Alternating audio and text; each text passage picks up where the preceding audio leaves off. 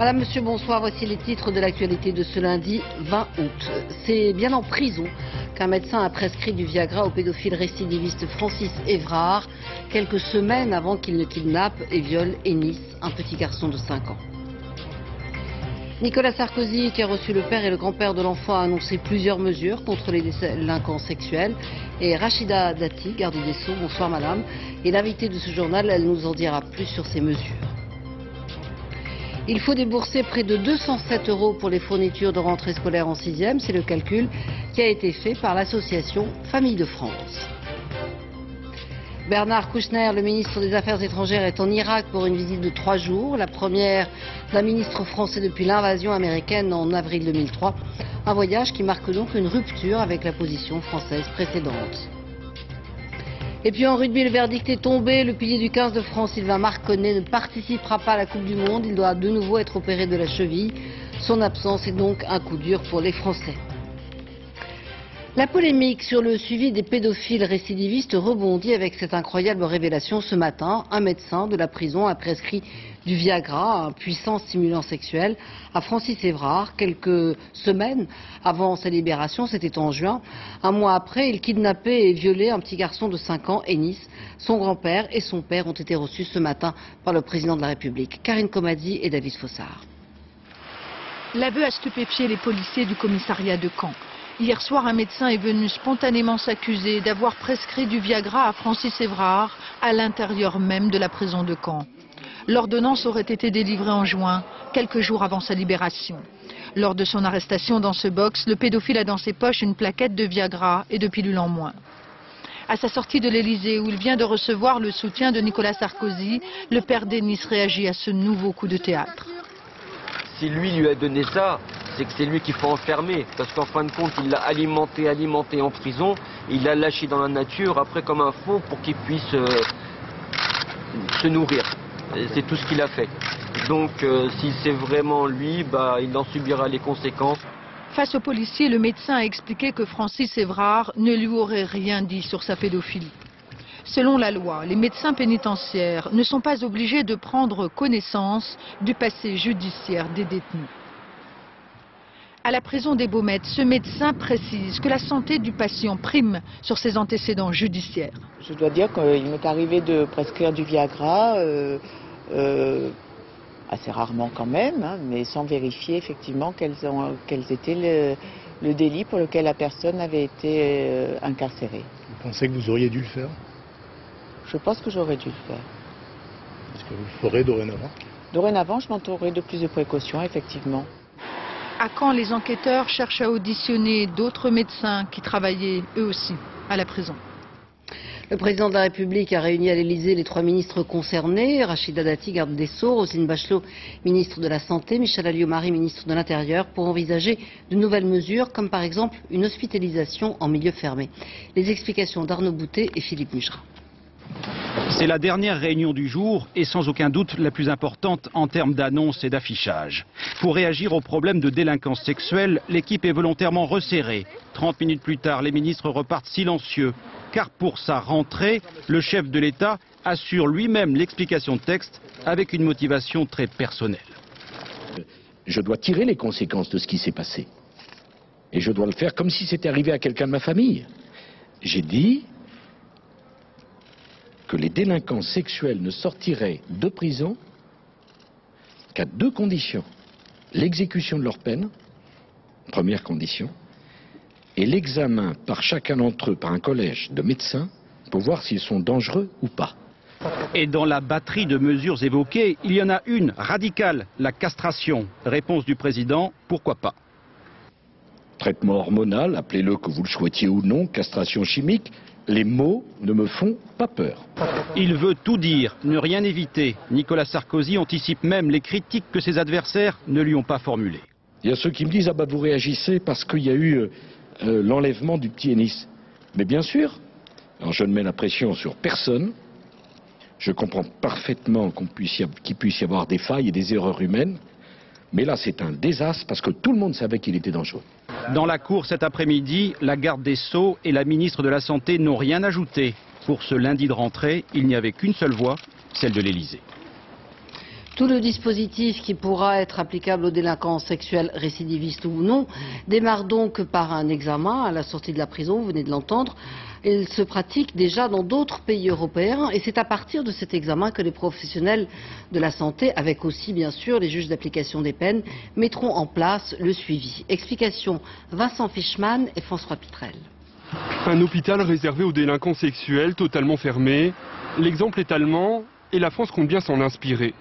Une fois leur peine de prison terminée, les condamnés seraient soumis à un collège de médecins. S'ils sont jugés dangereux, pas de libération, mais un placement dans un hôpital fermé et un hôpital aux règles strictes.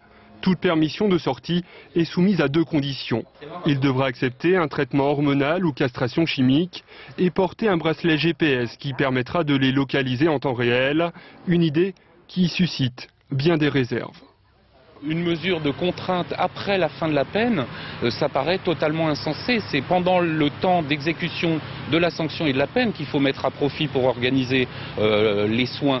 C'est une manière de finalement ne pas vouloir reconnaître les carences qu'il y a à l'heure actuelle. Toujours dans le souci de prévenir toute récidive, Nicolas Sarkozy a également mentionné les réductions de peine. Ce système qui prévoit une sortie plus rapide des détenus en cas de bonne conduite. Les délinquants sexuels pourraient en être privés. Pour ce qui est du calendrier, le président de la République n'a pas caché son désir d'aller vite. Il a parlé d'une loi examinée par le Parlement en novembre. Et en 2009, le premier centre pour délinquants sexuels devra ouvrir à Lyon. Bonsoir Rachida Dati, merci d'être avec nous. Alors évidemment, la question qui stupéfie et qui crée quand même le malaise, et on l'a vu dans un autre reportage, c'est qu'en effet, on prescrit du Viagra en prison sans se préoccuper, si je puis dire, des antécédents des prisonniers. Alors, s'agissant du Viagra et de la prescription du Viagra dans cette affaire, Roselyne Bachelot, le ministère de la Santé, ont diligenté une enquête, donc une enquête est en cours. Et puis je rappelle qu'il y a une enquête judiciaire qui est actuellement en cours. Donc toute la clarté sera faite sur cette prescription de Viagra. Dans quelles conditions elle a pu se faire. Si vous me posez la question de savoir est-il normal de prescrire du Viagra en détention, je trouve ça absolument inacceptable.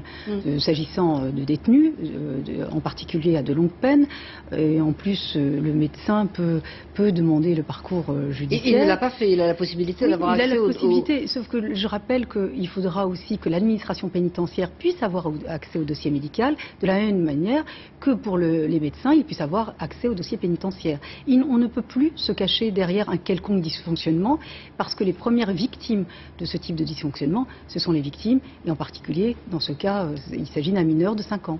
Alors, le président de la République a aussi évoqué les totalités des peines. Ce qui frappe aussi dans cette affaire, c'est que Évrard avait été condamné à 27 ans de prison, quand on cumule toutes ces condamnations, et il a effectué 18 ans de prison par le jeu normal des remises de peine. Est-ce que ça, c'est quelque chose qu'il faut remettre en compte? Bien sûr. Alors, qu'est-ce qui est extravagant? C'est de dire que quelqu'un qui a été condamné à 27 ans connaissent à l'avance qu'il peut sortir au bout de 18 ans.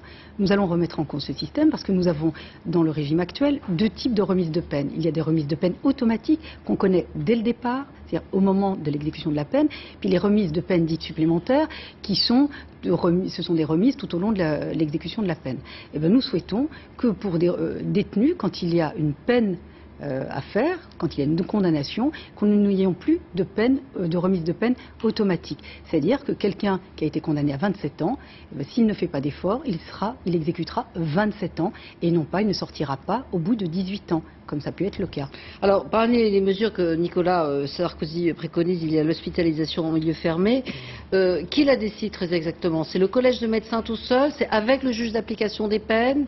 Alors, dans cette affaire, de quoi s'agit-il?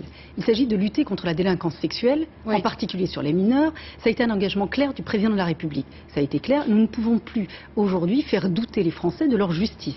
Donc il y a eu la première loi du quinquennat sur la lutte contre la récidive, qui est en vigueur depuis le 10 août 2007. D'ailleurs, au passage, je tiens à préciser que des peines planchées ont été appliquées par de nombreuses juridictions.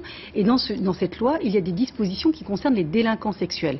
Quelles sont-elles? C'est de dire un délinquant sexuel qui refuse de se soigner en détention, ce qui était le cas d'Évrard en l'occurrence, oui, qui refuse de se soigner en détention, ne bénéficie plus ni de remise de peine supplémentaire, ni de libération conditionnelle.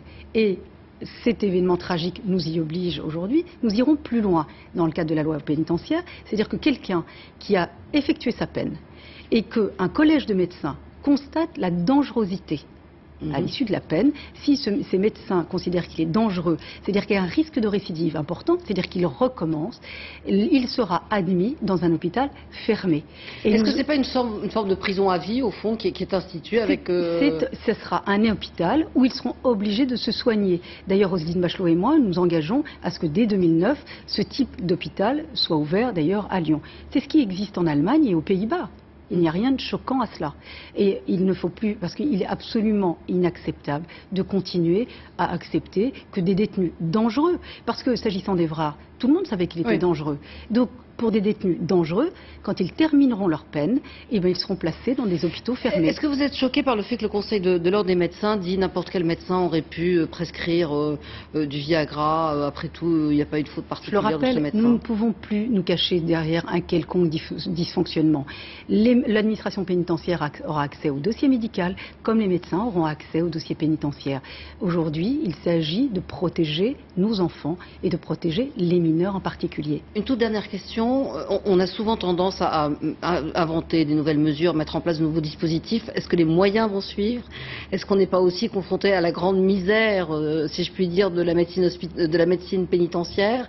Est-ce qu'il y a assez de psychologues, de psychiatres, de médecins en prison pour justement faire ce travail-là? Si on prend dans ce cas d'espèce, c'était pas une histoire de moyens. C'est une personne qui a purgé sa peine et qui est considérée comme dangereux. Pour les nouveaux dispositifs. Oui, est-ce qu'on peut accepter que quelqu'un qui est encore considéré comme dangereux à l'issue de sa peine puisse être mis en liberté? Pour les dispositifs nouveaux, je viens de vous le dire, il y aura un hôpital fermé qui sera mis en place dès 2009. Donc les moyens, ils seront consacrés. Avec les psychiatres, vous avez les lignes budgétaires qui vous permettent de le faire. D'ailleurs, dans la loi du 10 août 2007, Roselyne Bachelot et moi, nous avons différé les dispositions de soins, d'injonction de soins, au 1er mars 2008 pour lancer le programme de recrutement de ces médecins, de ces psychiatres, de ces psychologues, pour qu'ils puissent traiter les détenus atteints de troubles graves, de troubles psychiatriques en prison. En tout cas, le président de la République, dès ce matin, a multiplié les réunions de travail, on l'a vu. Il y en a eu sur le pouvoir d'achat, la croissance, les mesures fiscales. Autour de lui, il y avait François Fillon et puis aussi Christine Lagarde. Puis une autre réunion s'est tenue toujours à l'Élysée sur l'immigration. Un texte de loi doit être discuté au Parlement à la mi-septembre. Nicolas Sarkozy, qui est rentré hier des États-Unis, s'est donc mis au travail aussitôt. Une toute dernière question, Rachida Dati. Cette rentrée politique donne l'impression de partir comme ça sur les chapeaux de roue. Est-ce que vous allez pouvoir maintenir le rythme des réformes souhaitées par Nicolas Sarkozy? Écoutez, les vacances sont terminées. Donc nous sommes nous sommes de nouveau au travail. Je crois que c'est ce que les Français attendent de nous aujourd'hui. Merci d'être venu nous voir, Rachida Dati. Et de la rentrée scolaire, justement, il en était question en Haute-Saône, où les 80 écoliers de Maillé et Chazelot ont repris le chemin des classes dès ce matin. Avantage du système, ils ont des horaires allégés pendant la semaine, 24 heures de cours pour la majorité des élèves. La date officielle de la rentrée cette année est fixée au 4 septembre. Jenny Briffa et Thomas Donzel. Bon, vous avez quoi, les CE1, CE2? Et oui, c'est déjà la rentrée, mais seulement pour les 87 élèves de Maillé et Chazelot, les élèves les plus travailleurs de France en quelque sorte. Bah, on commençait un peu à s'ennuyer. On se retrouve, puis on s'est pas vu pendant toutes nos vacances. Oui, lundi 20 août. Ils reprennent l'école aujourd'hui le 20 août car ils ont 3 après-midi de libre dans la semaine. Alors pour totaliser le même nombre d'heures de classe que n'importe quel écolier, ils commencent l'année plus tôt. Ah ouais, c'était bien. Et à midi, ils ont déjà fini leur journée. Pour les occuper les après-midi, un centre d'accueil est ouvert. 1,20 € l'heure de garde, ça peut vite chiffrer quand on a plusieurs enfants. On a démasqué l'élève. Ouais, 1, ça va. 3, ça fait un gros budget, je dirais. Cette maman débourse 15 € par semaine pour 4 heures de garde. Pendant longtemps, le centre était gratuit, mais les aides publiques ont été supprimées. C'est vrai que les familles réfléchissent à 2 fois avant d'inscrire leurs enfants aux activités. Allez, je recompte. 1, 2... Angélique Bio travaille à mi-temps et peut donc garder sa fille certains après-midi. Lorsqu'elle était à plein temps, elle déboursait 200 € par mois entre la cantine et le centre. Combien? 4. Parce que le système normal, on n'a pas à payer. Nos enfants iraient à l'école de 8h30 à 4h30 le soir, ou 5h en fonction de l'école. Et voilà quoi, on aurait juste à s'en occuper nous le mercredi et le week-end quoi. On n'aurait pas à payer pour qu'on s'en occupe l'après-midi quoi. Parce que la laïcité et la gratuité, je sais pas où elle est. Sur les 87 élèves de l'école, plus de 70 fréquentent le centre d'accueil. Oui, mais c'est pas grave. Ça, c'est son verre? Oui, ça lui. Allez. C'est justement aujourd'hui que l'association Famille de France a présenté le prix moyen du cartable d'un enfant entrant en 6e. Il s'établit très exactement à 206,68 €, soit 2% de plus que l'an dernier. Et ce sont les vêtements de sport et la papeterie qui augmentent le plus. Et pour mesurer précisément ces écarts de prix, nous sommes allés dans une grande surface pour comparer à l'arrivée le prix de 2 chariots de fournitures scolaires. Dans l'un, on a choisi le plus économique, dans l'autre, les marques à la mode. Julien Dupéret, Juliette Guérin et Valérie Lucas. 2 caddies à remplir, à gauche uniquement avec des produits de marque, à droite seulement des premiers prix. Et pour nous guider dans les rayons, notre spécialiste en fourniture. Premier sur notre liste d'entrée en 6e, le sac à dos. C'est une marque qui m'a l'air assez solide. Et première différence. Moi je prends celui-là. Celui-là va durer bien 2 ou 3 ans, le fond est renforcé, les coutures sont solides. Celui-là devrait durer une année, peut-être moins si l'enfant n'est pas très soigneux. Conclusion pour le cartable, mieux vaut y mettre le prix. Mais ce n'est pas forcément le cas pour tous les produits. Regardez, moi j'en ai trouvé un pour 2 € de moins, vous avez une qualité quasiment identique. Classeurs, cahiers, stylos, dans ce supermarché parisien, on trouve un large éventail de prix. Mais gare aux économies de bout de chandelle avec les articles bon marché. Alors, feuille de grand format. Oui, premier. Ça vraiment c'est un peu juste, c'est 60 grammes. Cette feuille elle aura un effet buvard et le collégien ne pourra pas s'en servir recto verso. Géométrie G, il manque les sciences naturelles. Et pour se repérer, c'est facile. Les marques bien en vue à hauteur d'homme, les premiers prix tout en bas. Au total, dans nos caddies, une quarantaine d'articles et à l'arrivée, une vraie différence. On passe du simple à un peu plus du double, 65 à près de 150 €. Et encore, ce ne sont que les premières courses, les parents le savent. Dès la rentrée, il faudra compléter la liste. Le cyclone Dean continue de s'enfoncer dans la mer des Caraïbes et s'approche des côtes du Mexique avec des vents soufflant jusqu'à 240 km/h. Les touristes et les habitants ont été appelés à évacuer. Un village du club Méditerranée situé dans le Yucatan a également été évacué. Et en Jamaïque, les forces de sécurité se déploient pour éviter les pillages. Christelle Bertrand. Même si le vent a parfois soufflé à 230 km/h, l'ouragan qu'on appelle Dean n'a pas frappé de plein fouet la Jamaïque. Le gouvernement avait pris ses précautions en décrétant le couvre-feu. Il a obligé la population à limiter les déplacements. Dans la capitale, Kingston, les bâtiments ont mieux résisté que les arbres ou les installations électriques. En revanche, ceux qui habitaient en bord de mer ont vu leur maison balayée par l'ouragan. Hier, j'étais en train de faire un sac pour partir quand une vague s'est abattue sur ma maison et a emporté la moitié. Alors j'ai couru et j'ai vu ma maison partir dans la mer. Il y a forcément des victimes, mais pour l'instant, les autorités jamaïcaines n'ont pas communiqué de bilan. L'armée patrouille dans les rues pour éviter les pillages. L'état d'urgence pourrait durer 1 mois. Aujourd'hui, le cyclone s'est renforcé. Il se déplace vers le Mexique à la vitesse de 33 km/h. Dans les prochaines heures, les vents pourraient atteindre 249 km/h. On comprend alors pourquoi les autorités mexicaines prennent la menace très au sérieux. Il reste encore des touristes sur la plage, mais 90 000 d'entre eux ont été évacués. Les autorités ont commencé par nous dire que notre hôtel servirait de refuge. Mais hier, ils nous ont dit de partir de la côte. Alors nous suivons les instructions. Les Mexicains, eux, stockent des vivres et se calfeutrent. Ils s'attendent à voir arriver l'ouragan dans la nuit. Et pendant ce temps, en Martinique, on fait l'état des lieux des destructions. C'est l'est et le sud-est de l'île qui ont été le plus touchés. L'alimentation en eau n'est pas encore totalement rétablie. Quant à l'électricité, les ingénieurs d'EDF s'activent pour rétablir le courant le plus rapidement possible. Gilles Marinet et Pascal Caron.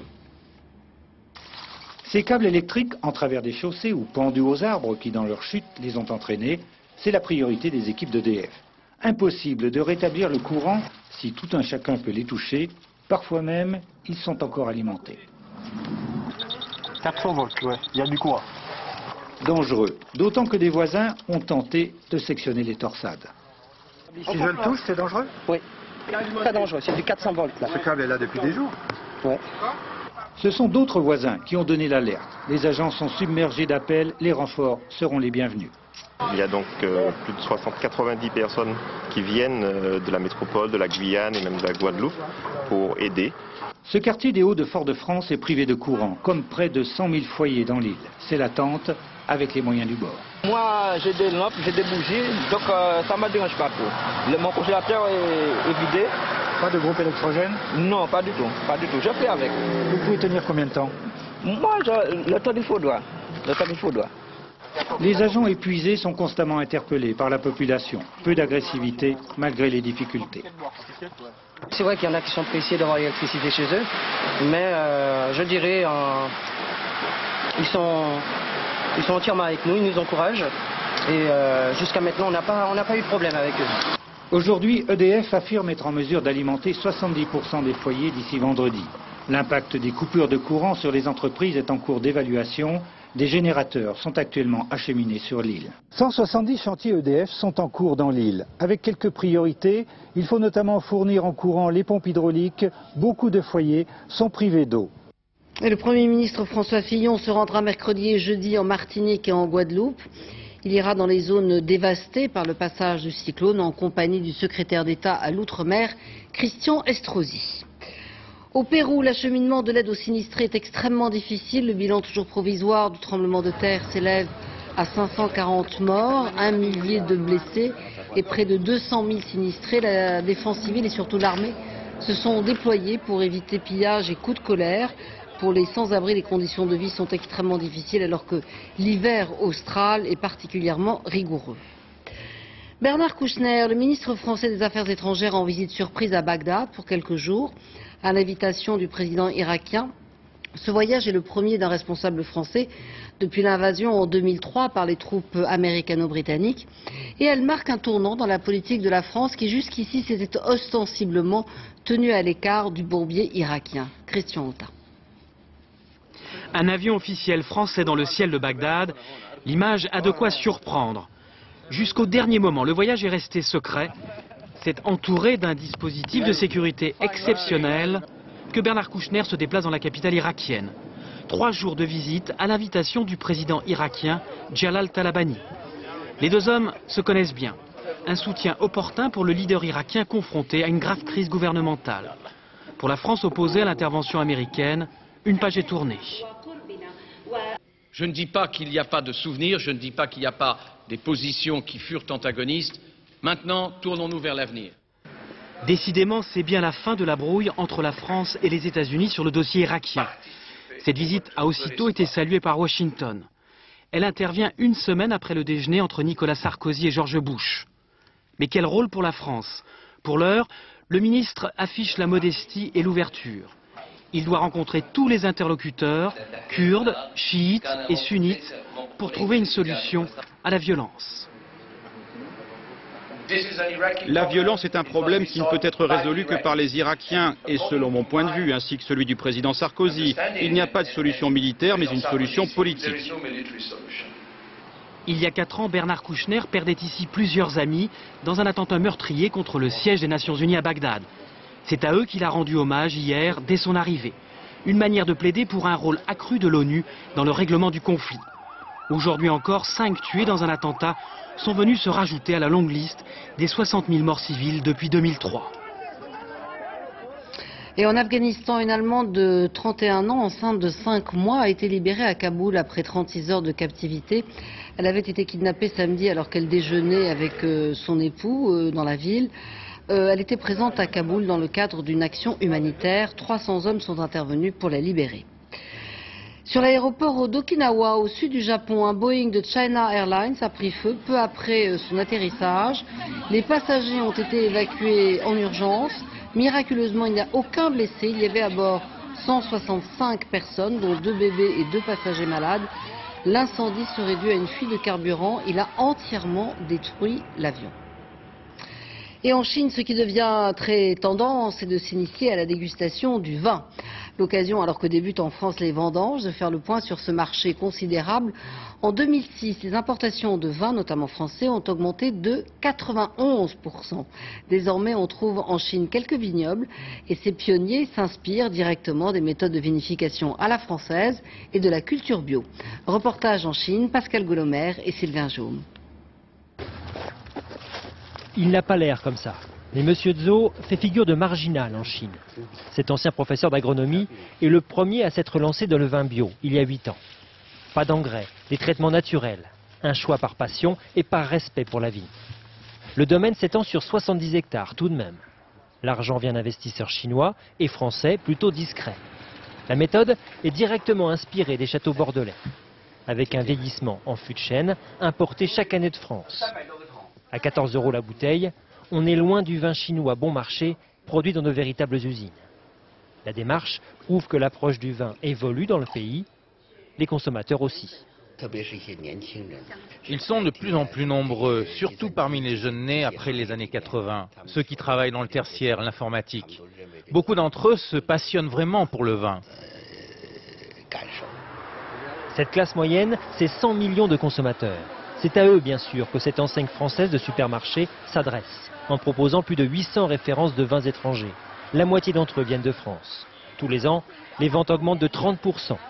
Un reflet de la tendance générale, dans les grandes villes du moins. Le vin rouge, c'est bon pour prévenir les maladies cardiaques. Et puis maintenant, c'est devenu très à la mode en Chine. Raphaël Sari vend lui aussi des vins français.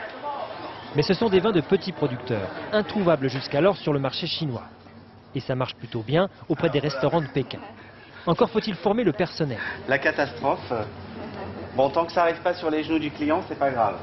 Car le vin n'est pas encore un produit de grande consommation. Certes, les ventes augmentent, mais le chinois ne boit encore en moyenne qu'1,5 litre de vin par an, le français 55 litres. Finalement, heureusement qu'il y a beaucoup d'expatriés aussi en Chine, parce que sinon ça marcherait moyennement. Ça marcherait très moyennement. Il ne faut pas exagérer l'engouement des Chinois pour le vin. Non, je ne pense pas, non. Allez, santé. Les plus optimistes y verront un potentiel formidable, mais il faudra être patient sur un marché très disputé, rien à voir avec un bel Eldorado. C'est un groupe de 56 ouvriers polonais dont aucun ne parle français. Employés par une société de bâtiment, ils ont été purement et simplement abandonnés sur un des sites où ils travaillaient. Ils ne sont plus payés depuis 2 mois et demi, ils n'ont plus de quoi manger et c'est la mairie qui a dû les prendre en charge. Reportage à Haine, dans les Pyrénées-Orientales, Antoine Gaveau.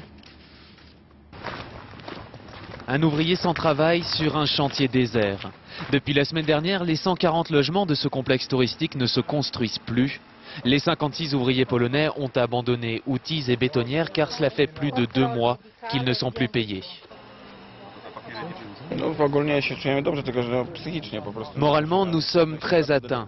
Nous n'avons pas touché de salaire depuis très longtemps et on n'a pas pu envoyer d'argent à nos familles là-bas, en Pologne. Plus de patron, pas d'argent et la barrière de la langue. Heureusement à Haine, les villageois leur viennent en aide. Jean-Louis continue de les nourrir 2 fois par jour, sans savoir si sa facture de 28 000 € sera payée. Mais c'est urgent et c'est primordial de faire ça, oui, tout à fait. Vous voyez bien, qu'est-ce qu'ils feraient? Ils ne parlent pas d'autre langue, ils sont un peu perdus et ils ont besoin de se nourrir tous les jours, ces gens-là, comme tout le monde. Les ouvriers sont employés par cette société basée dans le Var. En vacances aux États-Unis, son PDG affirme que la situation est réglée. On a eu quelques difficultés à faire face au salaire. À l'heure d'aujourd'hui, l'intégralité de ce que nous devions en salaire a été réglée par virement bancaire. La CGT reste méfiante. Selon elle, pour cette entreprise, ce n'est pas une première.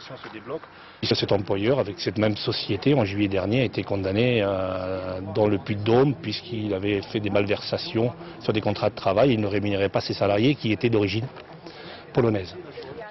Les ouvriers, eux, n'ont plus qu'un seul objectif, récupérer leurs dus et rentrer en Pologne.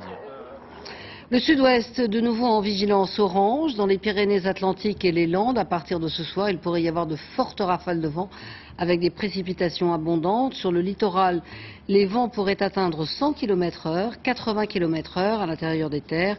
Et ces intempéries pourraient se poursuivre jusqu'à mercredi matin. Prudence donc et éviter les déplacements. La saison touristique affiche un bilan très mitigé, moins 4% de la fréquentation des lieux touristiques dans toute la France. Les vacanciers les plus mobiles se sont adaptés à la météo, c'est donc la Côte d'Azur qui s'en tire le mieux au détriment des montagnes. Jean-François Firret et Madi Diawara.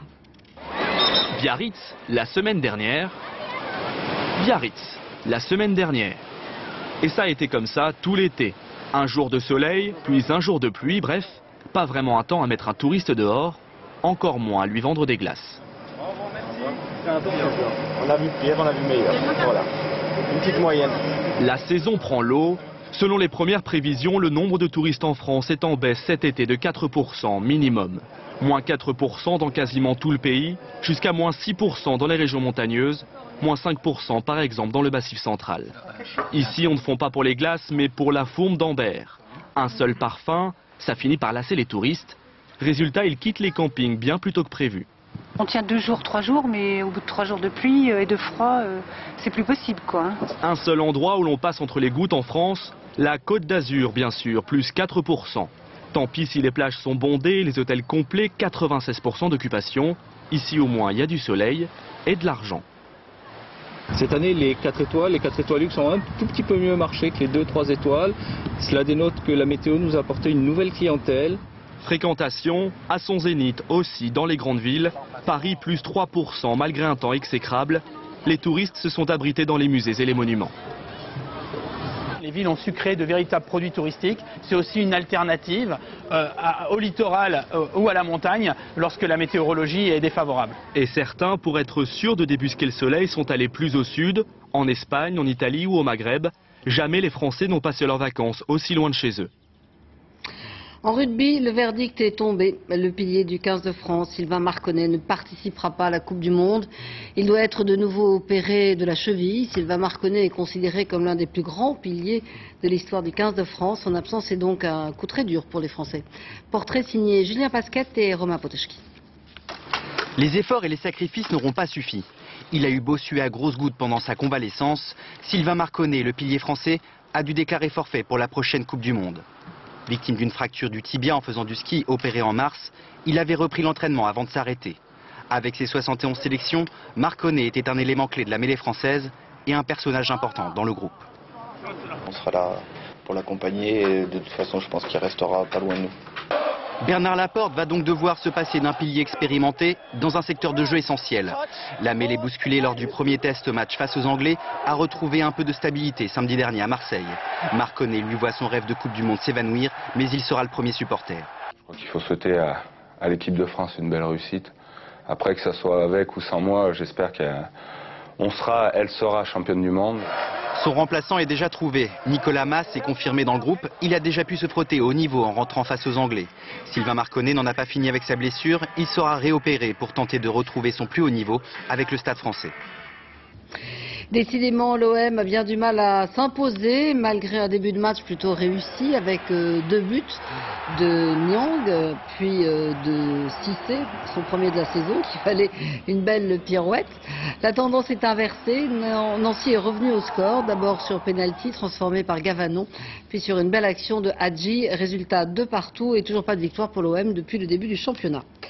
Le Suisse Roger Federer a remporté la 50e victoire de sa carrière dimanche face à l'Américain James Blake. C'était au tournoi de Cincinnati aux États-Unis. Il conforte ainsi sa place de numéro 1 mondial au classement ATP publié aujourd'hui. À 26 ans, il devient ainsi le 9e joueur de l'histoire le plus titré.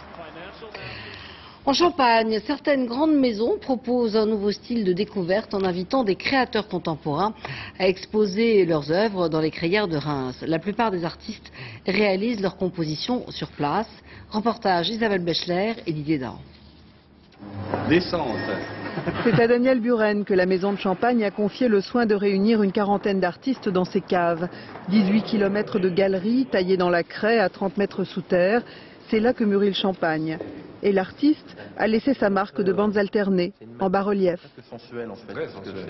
J'aime beaucoup l'idée de pouvoir, dans ce lieu qui est quand même entièrement creusé de la main de l'homme, qui est un truc qui a 2000 ans, de pouvoir retrouver ce matériau qui est dans cette craie, dans ce blanc, Et c'est parti pour 1 kilomètre de promenade mystérieuse par 10 degrés de température constante. La cathédrale de Chêse du japonais Kawamata évolue avec le temps et l'humidité. Tous ces champignons, toutes ces choses-là, évidemment, n'étaient pas là il y a 3 mois. Donc elles se gorgent d'eau. Ce sont les Gallo-Romains qui ont extrait la craie pour construire Reims au début de notre ère. Aujourd'hui, les domaines champenois y travaillent et diversifient leur offre de tourisme industriel. Ce n'est pas des caves abandonnées dont on se servirait de l'occasion d'une exposition pour les remettre un petit peu à l'honneur. En fait, c'est un endroit gigantesque, en pleine activité, et dedans se trouve une autre activité qui est cette exposition. Le contraste est saisissant entre l'art contemporain des profondeurs et le kitsch de la surface. Chaque visiteur a droit à sa flûte de bulles pour faire bonne mesure, mais Mona Hatoum y avait-elle pensé en tissant sa toile? Je me demande s'il n'y a pas quand même un symbole avec les perles, les bulles de champagne. Ça permet de découvrir l'art contemporain. Kader Atia, lui, est venu restaurer son installation fantomatique en papier alu, car la curiosité des visiteurs avait abîmé une pièce. Elle représente toutes les femmes du monde en prière, en fait. Moulage réalisé sur une 40aine de modèles vivants pour signifier toute la religiosité du monde. De quoi surprendre et faire réfléchir tous les curieux de l'élaboration du champagne. Mais non, monsieur, on ne touche pas. C'est la fin de ce journal. Merci à vous d'avoir suivi. Tout de suite, la météo, Isabelle Martinet. Après une soirée James Bond avec à 20h50 Permis de tuer et Moonraker à 23h. Très bonne soirée à tous et à demain sur France 2, évidemment. Demain 20h. Bonsoir.